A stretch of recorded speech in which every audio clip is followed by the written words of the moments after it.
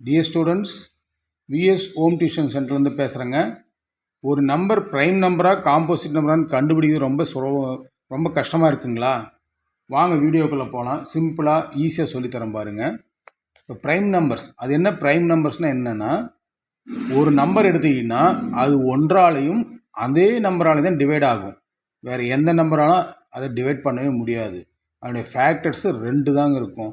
அந்த நம்பரும் அந்த ஒன்றா நம்பரும் ரெண்டும் சேர்ந்து தான் ஃபேக்டராக இருக்கும். அதுதாங்க ப்ரைம் நம்பர். சரி, அது எதுக்கு யூஸ் ஆகுதுன்னு பாருங்கள். எல்சிஎம் அண்ட் ஹெச்சிஎஃப் கால்குலேட் பண்ணால் அது யூஸ் ஆகுது.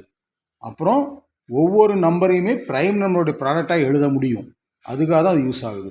எக்ஸாம்பிள் சொல்கிறேன் பாருங்கள். ஒவ்வொரு ப்ரைம் நம்பரும் சொல்கிறேன் பாருங்கள்.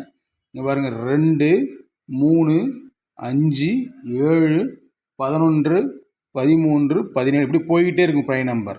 இது பார்த்தீங்கன்னா இந்த ப்ரைம் நம்பர் ப்ராடக்ட் பார்த்தீங்கன்னா 1 and 2, 1 and 3, 1 and 5, 1 and 7, 1 and 11, 1 and 13, 1 and 17 இது மட்டும்தான் ஒன்றும் அந்த நம்பரால் தான் டிவைட் பண்ண முடியும். வேறு எதாவது டிவைட் பண்ண முடியாதுங்க. அதுதாங்க ப்ரைம் நம்பர். இது மெயினாக யூஸ் ஆகிறது எல்சிஎம் அண்ட் ஹெச்சிஎஃப் கால்குலேட் பண்ணுறது யூஸ் ஆகுங்க.